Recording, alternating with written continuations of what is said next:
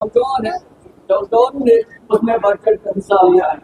मैं यहाँ इस कौंसल हाजी फारूक साहब, हमारे सीनियर लीडर बशीर अहमद साहब साहब से इल्तिजा करते हैं कि वो जो नए नंबर में आ रहे हैं उनकी बात है, उनको अपनी भाषा में सुनना चाहिए।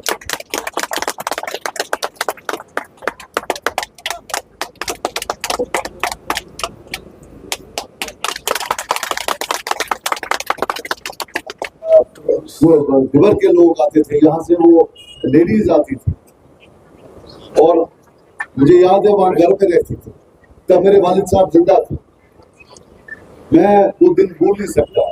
फिर हालात कुछ ऐसे हो गए, मैं नहीं कहूँगा कि दूरियां हुई, लेकिन ये था कि नजदीकियां भी नहीं। लेकिन आज जो मोहब्बत से, जिस मोहब्बत से आप आ रहे हो, तो खुदा बहुत ज्यादा खुश हूँ। और मुझे ऐसा लगता है कि कहीं ना कहीं जो हमारा, हम दिन में सवेरे पहले बारामूला में थे, फिर यहाँ आए, तो बहरहाल दिवर के साथ मेरे वालिद मोहतरम के बड़े पुराने ताल्लुकात थे, बहुत आना जाना था। जब हम छोटे होते थे तो यहाँ से काफी बुजुर्ग लोग बाकी वहाँ घर में आना जाना होता था, तो बहुत एक अपनापन लगा। तो आपको लग रहा है कि तब्दीली आ रही है? 100% मुझे तो लग रहा है, अल्लाह करे वही सच हो।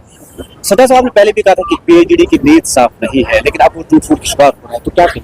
देखिए, अल्लाह ताला का लाख करम है कि जल्द ही इलेक्शन से पहले ही जो मैंने डिसीजन लिया था उसकी तस्दीक कि वो एक सही डिसीजन था, कि ये लोग वहाँ एटलीस्ट कश्मीरियों के लिए नहीं बैठे थे, ये लोग एटलीस्ट 370 के लिए नहीं बैठे थे। वरना आप ही मुझे बता दें क्या था, अगर उमर साहब देते एक सीट, कौन सी बड़ी बात थी। और मैं मुफ्ती के उस गिले को जब उसने प्रेस कॉन्फ्रेंस दी, उसमें बहुत गिले छिपे थे, उस पे आपका क्या टेक?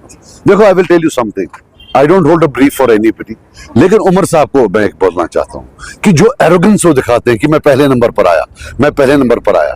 उमर साहब को पता होनी चाहिए कि 15 या 16 लाख वोट में से उसने 40,000 लिए हैं।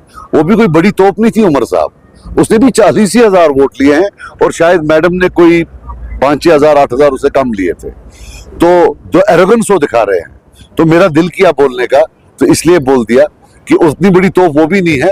वो उस इलेक्शन में जीते हैं जिसमें 95% लोगों ने बाइकआउट किया था, तो वो शर्म की बात है, उसमें कोई फख्र की बात नहीं। आपने भी कहा कि तकरीर में भी कुछ लोग सियासी पार्टियां जो कश्मीर की तबाही के लिए खास तौर से, बिल्कुल, मैं आपको, देखिए मेरी बात सुनिए, मुझे आप ये बताएं कि रोज वो बयान यहाँ देते 370 पर, उस पर, इस पर, लेकिन हमने 3 MP इनके भेजे थे वहां पार्लियामेंट, वहां क्यों नहीं बात करते? बात तो वहां करनी है।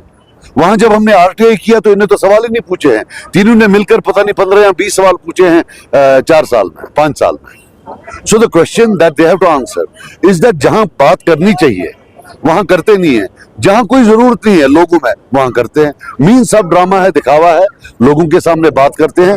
हिंदुस्तान के सबसे बड़े ऐवान में जहां मैटर करती है कोई बात, वहां ही चुप करके बैठे। आने वाला जो पार्लियामेंट इलेक्शन है, क्या आपको लग रहा है कि पीपल्स कॉन्फ्रेंस एक शानदार जीत दर्ज कर सकेगी? मुझे लगता है इंशाल्लाह, अल्लाह करे, वो पूरा लगता है, और अल्लाह करे। और मैं आपको यकीन से कह सकता हूँ कि एक मौका अगर मिले, वकालत क्या होती है वो पूरी कौम देखनी चाहिए, कौम को फख्र होगा, शर्मिंदगी नहीं होगी। बाकी सियासी जमातें आपकी तरह इतनी मुतहरिक नहीं है सियासी एतबार से, क्योंकि नॉर्थ कश्मीर का भी अभी किसी भी सियासी जमात ने अपना कैंडिडेट नहीं दिया है।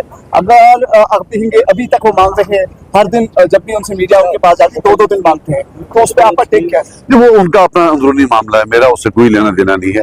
कोई भी लड़े, हम तो लड़ने के लिए तैयार हैं। चलिए, शुक्रिया।